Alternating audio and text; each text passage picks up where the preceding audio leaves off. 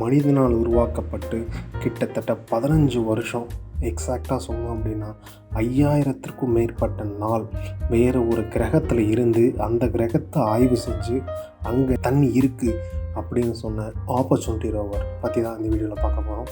வாங்க வீடியோக்குள்ளே போகலாம்.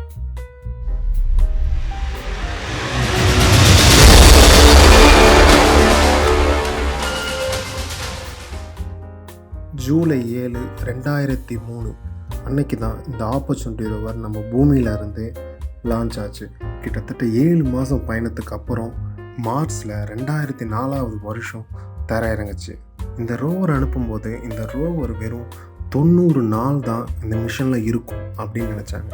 பட் அவங்க நினைப்பெல்லாம் தப்புன்னு சொல்லி கிட்டத்தட்ட 5400 நாட்களுக்கு மேலே மார்ஸில் இருந்திருக்கு நம்ம ஆப்பர்ச்சுனிட்டி ரோவர். சரி, இந்த ஆப்பர்ச்சுனிட்டி ரோவர் எதுக்காக மார்ஸுக்கு அனுப்புனாங்க அப்படின்னு பார்த்தீங்கன்னா, மார்ஸில் நீர் இருந்ததா அப்படின்னு ஆய்வு பண்ண தான் அனுப்புனாங்க. கடைசியில் அது கண்டுபிடிச்சதா இல்லையான்னு பார்த்தீங்கன்னா கண்டுபிடிச்சது. மார்ஸோட ஒரு பகுதி மட்டும் ஈரமாக இருந்ததுக்கான அடையாளத்தை கண்டுபிடிச்சிருக்கு. அது மட்டும் இல்லாமல் அந்த தண்ணி இருந்த இடத்துல மைக்ரோபியல், அதாவது நுண்ணுயிரிகள் வாழ்ந்திருக்கலாம் அப்படின்னும் ஆய்வில் கண்டுபிடிச்சிருக்கு. இந்த ரோவர் ஒன்றும் சாதாரணமாக போய் மார்ஸில் இறங்கிடல.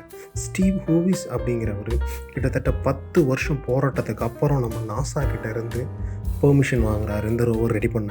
அதுவும் நாசா கொடுத்த டைம் வெறும் 2 வருஷம். இது ஏன் அப்படின்னு பார்த்தீங்க அப்படின்னா, நம்ம மார்ஸும் எர்த்தும் 2 வருஷத்துக்கு ஒரு தடவை தான் கிட்ட வரும். ஸோ அதுக்குள்ளே இவங்க இந்த ரோவரை ரெடி பண்ணி டெஸ்ட் பண்ணி லான்ச்சும் பண்ணணும். நாசா கொடுத்த 2 வருஷ டயத்துக்குள்ளே இவங்க 2 ரோவர்ஸ் செய்கிறாங்க. ஒன்று ஸ்பிரிச்சுவல் அண்ட் ஆப்பர்ச்சுனிட்டி ரோவர். ரெண்டுமே கிட்டத்தட்ட சேம் தான், அதாவது ட்வின்ஸ்ன்னு சொல்லலாம். இதில் என்னென்ன பார்ட்ஸ் யூஸ் பண்ணியிருக்காங்களோ சேம் எக்யூப்மெண்ட்ஸ் அண்ட் பார்ட்ஸ் அந்த ரோவர்லேயும் இருக்கும். இந்த 2 ரோவருமே 2 வேறு இடத்துல இருந்து மார்ஸுக்கு லான்ச் ஆகிறதுக்கு ரெடி ஆச்சு. பட் அதில் இவங்களுக்கு ஒரு சிக்கல் இருந்தது. என்ன அப்படின்னா, இவங்களுக்கு அந்த ரோவர்ஸை ரெடி பண்ண வெறும் 2 வருஷம் கொடுத்ததுனால இவங்களால வெறும் 90 சோல்ஸ் மட்டுமே இயங்கக்கூடிய ரோவர்ஸை ரெடி பண்ண முடிஞ்சது. ஏன்னா 90 சோல்ஸுங்கிறாங்கன்னு பார்க்குறீங்களா? ஏன்னா நம்ம மார்ஸுக்கும் எர்த்துக்கும் 1 டேக்கு 1 hour டிஃப்ரென்ஸ் இருக்குது. ஸோ அதனால தான் 1 மார்ஸ் டேவை 1 சோல் அப்படின்னு சொல்லுவாங்க. இந்த 2 ரோவரும் டெஸ்ட்டில் இருக்கும்போது ஆப்பர்ச்சுனிட்டி கிட்டத்தட்ட எல்லா வேலையுமே பர்ஃபெக்டாக செய்யும். பட் ஸ்பிரிச்சுவல் ரோவர் அப்படி இல்லை. சில பக்ஸ் இருக்க தான் செஞ்சுது. அதில் இருந்தாலும் இந்த ஸ்பிரிச்சுவல் ரோவர் மிஸ்டேக்ஸ் பண்ணுதுன்னு இவங்க விட்டுறல. 2 ரோவரையுமே பர்ஃபெக்டாக ரெடி பண்ணி லான்ச்சுக்கு ரெடி பண்ணுறாங்க. ஃபஸ்ட்டு பார்த்தீங்கன்னா நம்ம ஸ்பிரிச்சுவல் ரோவர் தான் ஜூன் 10, 2003 லான்ச் ஆகுது. அதோட தொடர்ச்சியாக கிட்டத்தட்ட 3 வாரம் கழிச்சு ஜூலை 7, 2003 தான் நம்ம ஆப்பர்ச்சுனிட்டி ரோவர் லான்ச் ஆகுது. என்னதான் 3 வாரம் கேப்பில் கிளம்பியிருந்தாலும் இது 2மே மார்ஸை போய் சேர கிட்டத்தட்ட 6 மாதம் ஆகும். சரி, ஓகே, இது எப்போ போய் மார்ஸில் லேண்ட் ஆச்சு அப்படின்னு கேட்டிங்கன்னா, ஜான்வரி 4, 2004 தான் இது மார்ஸுக்கு போய் லேண்ட் ஆச்சு. 2மே லேண்ட் ஆச்சு. பட் 2மே டிஃப்ரெண்ட் பிளேசஸில் தான் லேண்ட் ஆச்சு. இதில் ஸ்பிரிச் ரோவர் குசு கிரியேட்டர்லையும் நம்ம ஆப்பர்ச்சுனிட்டி ரோவர் ஸ்பிரிச் லேண்ட் ஆனதுக்கு அப்படியே ஆப்போசிட்டில் இருக்க பிளேஸில் தான் லேண்ட் ஆச்சு. இந்த 2 பிளேஸுமே பார்த்திங்கன்னா தண்ணி இருந்திருக்க கூடும் அப்படிங்கிற இடத்துல தான் இவங்க 2மே தரையிறக்குனாங்க. 2 ரோவரும் பர்ஃபெக்டாக லேண்ட் ஆச்சா அப்படின்னா ஒரு டவுட் தான். ஏன் அப்படின்னு கேட்டிங்கன்னா, கிட்டத்தட்ட மார்ஸ்குள்ளே என்ட்ரு ஆகும்போது 6 மினிட்ஸ் எந்த ரோவராக இருந்தாலும் கிராஷ் ஆயிரும் அப்படிங்கிற ஒரு பயம் நாசாக்கு இருந்துகிட்டே இருந்தது. இது ஏன் அவங்களுக்கு வருது அப்படின்னு பார்த்தீங்கன்னா, ஆல்ரெடி நாசா அனுப்பிச்ச 2 சேட்டலைட்ஸும் மார்ஸில் கிராஷ் ஆயிடுச்சு. ஸோ இதுவும் அப்படி ஆயிருமோ அப்படின்னு தான் பயந்தாங்க. அவங்க பயந்த மாதிரி கிட்டத்தட்ட 10 நிமிஷத்துக்கு அவங்களுக்கு எந்த சிக்னலுமே வரல. நாசாவும் இது 2மே கிராஷ் ஆயிடுச்சு, ஸோ அதனால தான் நமக்கு சிக்னல் வரல அப்படின்னு நினச்சாங்க. பட் 10 நிமிஷத்துக்கு அப்புறம் 2 லேண்டர்கிட்ட இருந்தும் அவங்களுக்கு சிக்னல்ஸ் வர ஆரம்பிச்சது. அந்த சிக்னல்ஸை பார்த்த உடனே அவங்க எல்லாத்துக்கும் அப்படி ஒரு சந்தோஷம். எப்படியும் நம்ம 2 ரோவர்ஸும் பர்ஃபெக்டாக அங்கே லேண்ட் ஆயிடுச்சு அப்படின்னு அந்த டீமே டோட்டல் ஹைப்பில் இருந்தாங்க. நம்ம ஆப்பர்ச்சுனிட்டி ரோவர் கிட்டத்தட்ட 25 தடவை பவுன்ஸ் ஆகி டார்கெட்டில் இருந்து இன்னும் பக்கத்தில் போய் ஈகிள் கிரேட்டர் அப்படிங்கிற ஒரு பள்ளத்தில் போய் லேண்ட் ஆச்சு. இது எப்படி அங்கே லேண்ட் ஆச்சு அப்படிங்கிறதுக்கான ஒரு சின்ன இமேஜையும் அனுப்பிச்சது.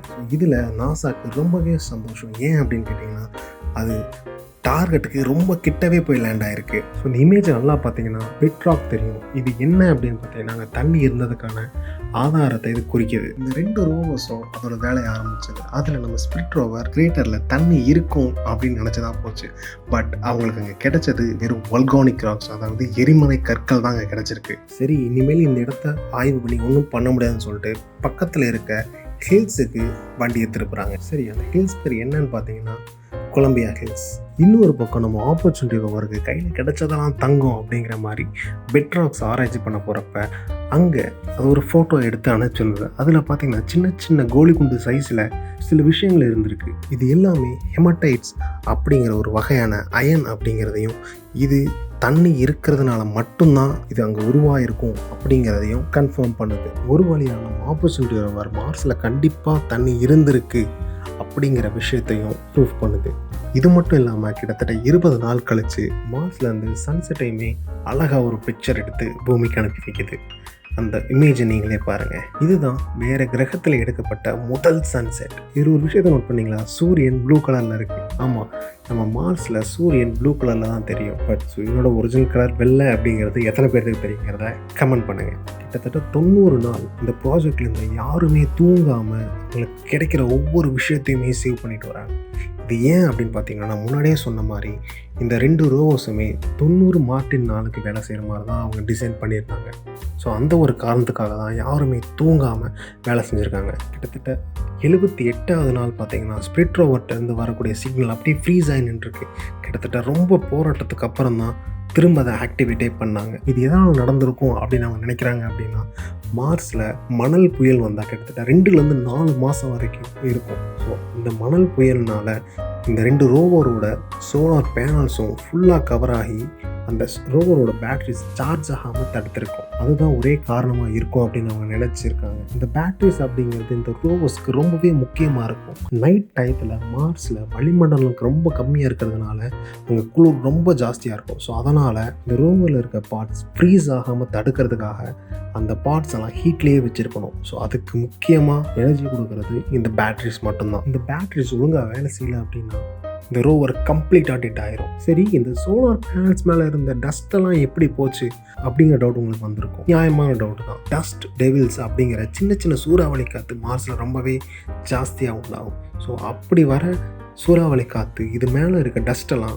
அப்பப்போ க்ளீன் பண்ணிவிட்டுரும். ஸோ அதனால தான் இந்த ரோவர்ஸ் இத்தனை நாள் பேட்டரியை சார்ஜ் பண்ணிட்டு வந்திருக்கு. சரி, நமக்கு நாள் ரொம்ப கம்மியாக இருக்குது அப்படின்னு அவங்க நினச்சிக்கிட்டு இந்த 2 ரோவர்ஸை வச்சு எவ்வளோ ஆராய்ச்சி தங்களால் பண்ண முடியுமோ அவ்வளோவையும் அவங்க மார்ஸ்லேருந்தே பண்ணுறாங்க. இவங்க எதிர்பார்த்த மாதிரி அந்த 90வது நாளும் வருது.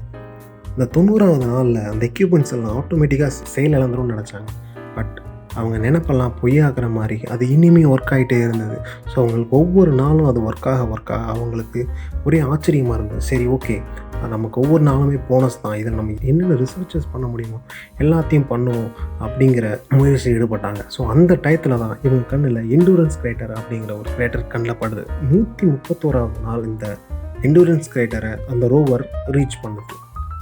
கிட்டத்தட்ட 315வது மார்டியன் நாள் வரைக்கும் அந்த ஒரே கிரேட்டரை தான் நம்ம ஆப்பர்ச்சுனிட்டி ரோவர் ஆராய்ச்சி பண்ணிட்டு வந்தது. முடிஞ்ச அளவுக்கு எல்லா ஆராய்ச்சியுமே உள்ள நடந்தது. அந்த ஆராய்ச்சியில் ஒரு அதிர்ச்சியான தகவலை அந்த ரோவர் கொடுத்துருக்கு.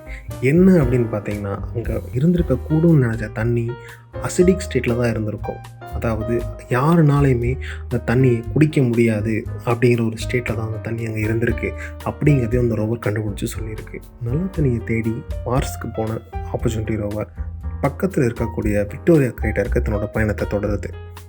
சரி, அந்த விக்டோரியா கிரேட்டர் எவ்வளோ தூரத்தில் இருந்ததுன்னு பார்த்தீங்கன்னா கிட்டத்தட்ட 6 கிலோமீட்டர் தூரத்தில் இருந்தது. ஏடா 6 கிலோமீட்டர் தானே, இதெல்லாம் ஒரு தூரமா அப்படின்னா, இந்த ஆப்பர்ச்சுனிட்டி ரோவர் ஆமையோட வேகத்தை அளவுக்கு தான் நகர்ந்துட்டு இருந்தது. இவங்க கணிப்புப்படி விக்டோரியா கிரேட்டர் அடைய இந்த ஆப்பர்ச்சுனிட்டி ரோவருக்கு 2 வருஷத்துக்கும் மேலே ஆகும் அப்படின்னு கால்குலேட் பண்ணுறாங்க. சரி, ஓகே, நம்ம 90 நாள் தான் அனுப்பிச்சோம், அது இனிமேல் வேலை செஞ்சுட்ருக்கு, நம்ம கிடைக்கிற ஒவ்வொரு நாளுமே போனஸ் தான்.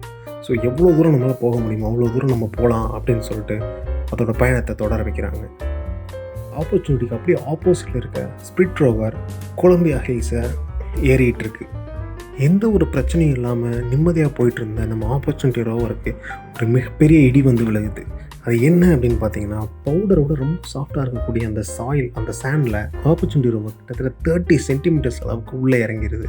இதை மாட்டிக்கிட்டதுக்கப்புறம் வீல் சுற்றிக்கிட்டே இருந்ததுனால அது போக போக உள்ளே போய்கிட்டே தான் இருந்தது. சரி, அது மாட்டிக்கிச்சுன்னா அப்புறம் எதுக்கு சுற்றிக்கிட்டே இருக்கணும், நிப்பாட்ட வேண்டியதானே அப்படின்னு பார்த்தா, இது மாட்டிக்கிட்டது இங்கே இருந்த டீம் மெம்பர்ஸ்க்கு 2 நாள் கழிச்சு தான் தெரிஞ்சிருக்கு. கிட்டத்தட்ட 15லேருந்து 20 நாள் போராட்டத்துக்கு அப்புறம் தான் அந்த இடத்துல இருந்து ஆப்பர்ச்சுனிட்டி ரோவர் வெளியே வந்திருக்கு. இந்த மாதிரி இடங்கள் மார்ஸில் ரொம்ப இருக்கிறதுனால சாஃப்ட்வேர் அப்டேட் கொடுக்குறாங்க நம்ம ஆப்பர்ச்சுனிட்டி ரோவருக்கு. அதாவது இந்த மாதிரி இடத்துல மாட்டிக்கிச்சு அப்படின்னா என்ன பண்ணணும் அப்படிங்கிறது தான் அந்த அப்டேட்டே. கிட்டத்தட்ட 2 வருஷ பயணத்துக்கு அப்புறம் நம்ம ஆப்பர்ச்சுனிட்டி ரோவர் விக்டோரியா கிரேட்டர் அடையுது. அதே மாதிரி நம்ம ஆப்பர்ச்சுனிட்டி ரோவருக்கு அப்படியே ஆப்போசிட்டில் இருக்க ஸ்பிரிட்ச் ரோவரோட ஒரு வீல் வந்து பார்த்திங்கன்னா போயிட்டே இருக்கும்போது ஃபெயிலியர் ஆகி ஓடாமல் ஸ்ட்ரக் ஆகி நின்றுது. சரி, இந்த வீல் ஓடாதனால என்ன ஆச்சு அப்படின்னு கேட்டிங்கன்னா, அந்த வீல் மட்டும்தான் சுற்றலை, அது கூட இருந்த மிச்சம் 5 வீலும் சுற்றினதுனால இந்த வீலை இழுத்துக்கிட்டே போயிடலாம் அப்படின்ட்டு மூவ் பண்ணுறாங்க. பட் ஆனால் போனதை விட ரொம்பவே கம்மியான வேகத்தில் தான் இப்போ இந்த ரோவர் மூவ் ஆகிட்டுருக்கு. அதுவும் இவங்க ஃப்ரண்ட்டில் மூவ் பண்ணல, அந்த ரோவர் அப்படியே ரிவர்ஸில் திருப்பி தான் அந்த வீலை இழுத்துக்கிட்டு போகிற மாதிரி ப்ரோக்ராம் பண்ணுறாங்க. இந்த டயத்தில் தான் செவ்வாய் கிரகத்தில் குளிர்காலம் ஆரம்பிக்குது. அதாவது நம்ம பூமியை காட்டிலும் பல மடங்கு அதிக குளிரை இந்த ரோவர் தாங்கி ஆகணும். இந்த ஸ்பிரிட்டோட 1200வது நாளில் டஸ்ட் ஸ்டார்ம் நம்ம மார்ஸை டோட்டலாக கவர் பண்ணுது. இப்படி கவர் ஆனதுனால சூரியனோட வெளிச்சம் வெறும் 4% தான் மார்ஸோட தரையை வந்து அடைஞ்சிருக்கு.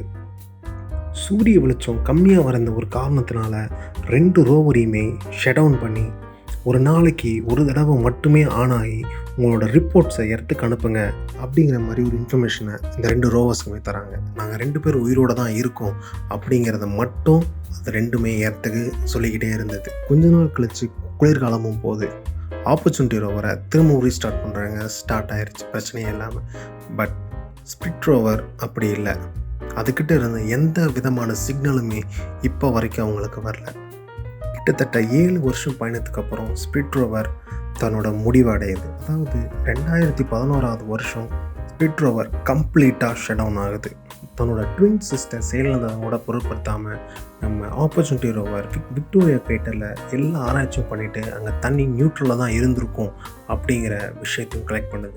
இங்கே இருந்தால் எப்படி அப்படின்ட்டு கிட்டத்தட்ட 21 கிலோமீட்டர் தள்ளி இருக்க எண்டோவர் கிரேட்டருக்கு தன்னோட பயணத்தை ஆரம்பிக்குது. போகிற வழியில் நம்ம ஆப்பர்ச்சுனிட்டி ரோவர் நிறைய விதமான எரிக்கற்களை ஃபோட்டோ எடுத்து நமக்கு அனுப்பிச்சிட்ருக்கு. அதை பார்த்து நம்ம சயின்டிஸ்ட் சும்மா இருப்பாங்களா?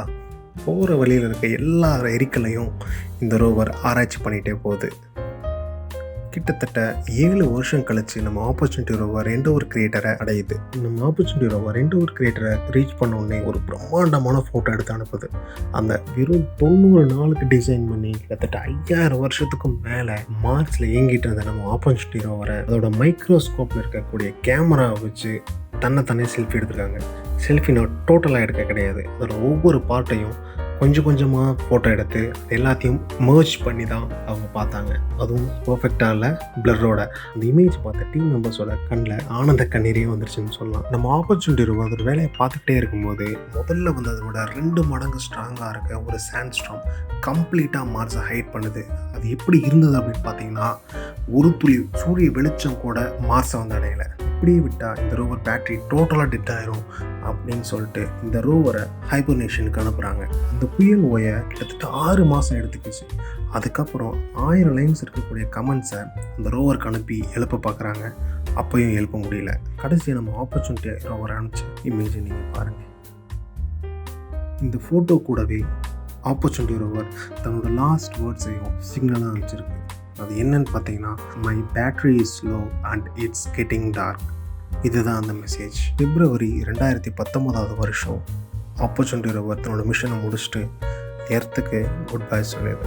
நீ 90 நாள் மார்ஸில் இருந்தால் போதும் அப்படின்னு அனுப்பிச்ச ரோவர் கிட்டத்தட்ட 5300 நாள் மார்ஸில் இருந்து சாதனை படைச்சிருக்கு. நம்மளால் எதுவுமே சாதிக்க முடியாது அப்படின்னு யாராவது சொன்னாங்கன்னா அதை மனசில் எடுத்துக்காதீங்க. நம்ம ஆப்பர்ச்சுனிட்டி ரோவர் மாதிரி ஸ்ட்ராங்காக அதை எடுத்துக்கிட்டு உங்கள் லைஃப்பில் சக்ஸஸ் ஆகுங்க. இதோட இந்த வீடியோ முடிச்சுக்கிறேன். உங்களிடமிருந்து விடைபெறுவது உங்கள் லீ.